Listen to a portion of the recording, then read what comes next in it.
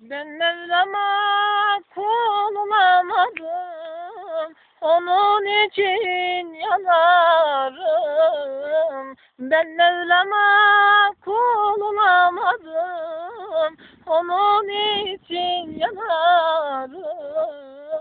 Bilmezler ki benim derdim, gece gündüz ağlarım. Bilmezler ki benim derdim, gece gündüz ağlarım.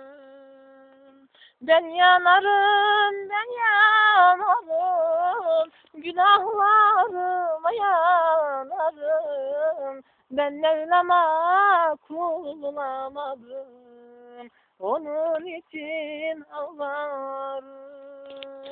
Ben Mevlam'a kul olamadım, onun için yanarım.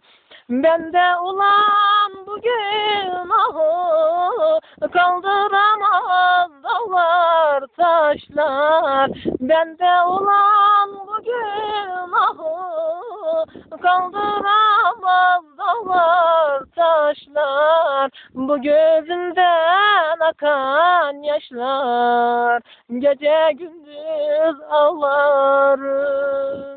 Bu gözümden akan yaşlar, gece gündüz ağlarım. Çünkü benim adım Ahmet, yakışır mı bana zulmet? Çünkü benim adım Ahmet, yakışır mı bana zulmet? Mevlam sevmişleri affet, gece gündüz ağlarım. Mevlam sevmişleri affet, gece gündüz ağlarım.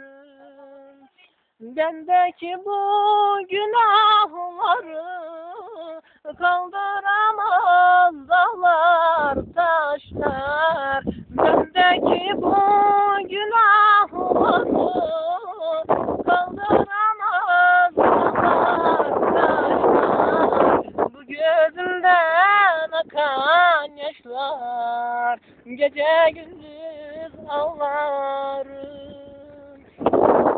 Gözümden akan yaşlar, gece gündüz ağlarım.